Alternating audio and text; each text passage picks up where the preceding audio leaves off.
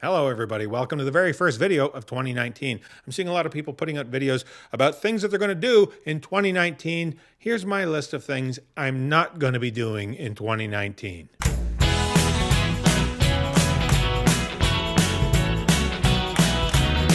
Okay, before we start, I'm just going to apologize right off the bat. If you hear any pounding or hammering or like power saws, that kind of thing going on, a guy across the alley is building a house.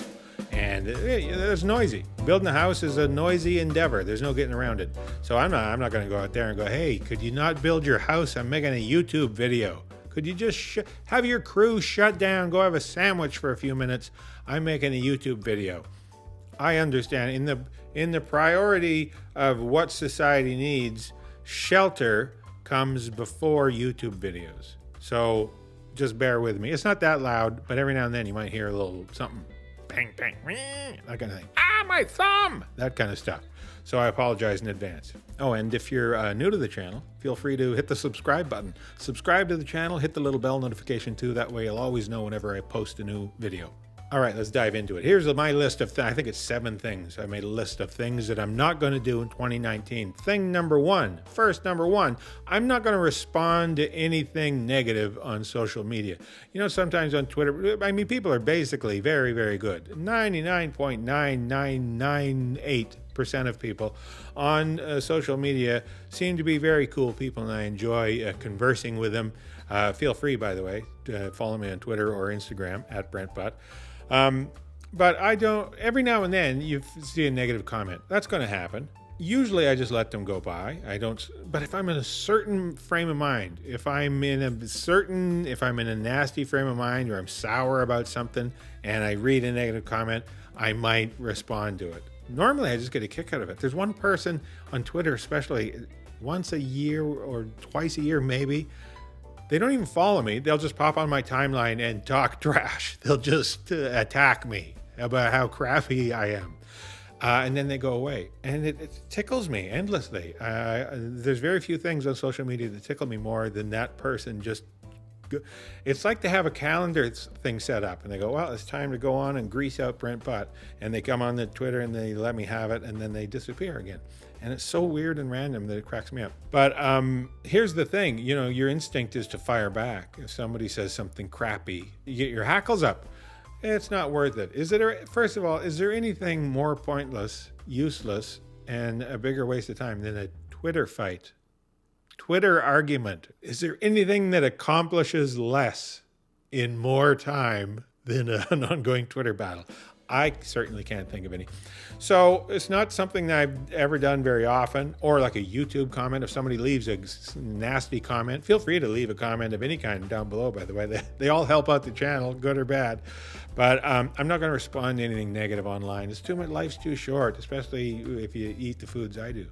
I'll respond to the positive and forget about the negative. Is that a song? Hopefully I haven't violated YouTube's copyright infringement laws. Thing number 2 is also kind of social media related.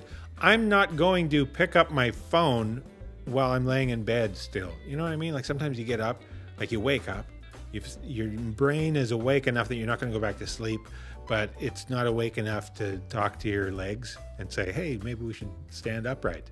So you're in that gray zone, that puffy, cozy, comfy gray zone. And so you're laying there and you're like, well, maybe I'll see what state of the world is in. And you fire up Twitter or something and it's just hellacious. So I'm not going to do that.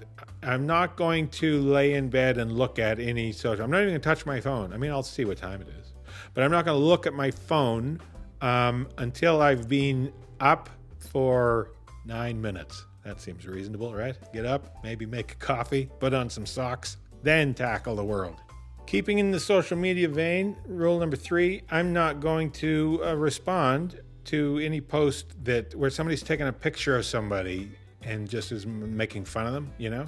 Like, why? That's just a flat out jerky thing to do. Like, you know, when somebody posts, hey, look at this person's hair or something like that, right? There's nothing easier than not doing that. So don't do that. You're just being a jerk. And I, for one, am not going to look at, click on, or in any way participate with that kind of garbageness. Is that a word? Should be garbageness. Okay, here's thing number 4. Are we up to? I'm not going to let my mail grow to an unwieldy mass before I tackle it. You know what I mean?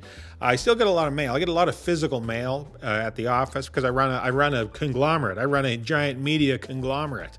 So I get a lot of mail I got to deal with, but I tend to procrastinate in life. So what I do is I toss it onto this little credenza that sits in the hall before my office, and I go, I'll get at the mail later, and then the mail piles day after day until it's a huge mountain. I'm frisbeeing the mail up to the top of the pile. I'll deal with that later. I'm not going to do that anymore. I'm not going to just set the mail. I'm going to get at the mail when it comes. No more mail mountain. I'm getting worked up. I know it doesn't affect you personally. You could think of it in a grand scheme of things. I'm not going to put things off when possible. I kind of couched it there at the end, didn't I? When possible, when I feel like it. Number 5. It's very specific, personal to me. I'm not going to arm wrestle anymore. It seems like something you don't expect to hear somebody say. I used to arm wrestle a lot. Arm wrestling was a big part of my life. I used to love doing it. I was fairly good at it. I used to tournament arm wrestle. Not big tournaments, mind you, smaller tournaments, but a few of them, and I love doing it. But I always remember people saying, oh, that you're going to pay for that later in life. When I was in my 20s, people would say, oh, you're doing that much arm wrestling, you're going to pay for it. And I do. It's caught up to me. I have all kinds of problems here in these fingers and down here. And I type for a living, and I like to play guitar. I like to do things with my fingers. That's reasonable. I don't think that's anything nuts. I like my fingers to work without causing me pain. So listen, I'm in my 50s now, 51 years old. No, 52. I'm at that age where you're not sure how old you are.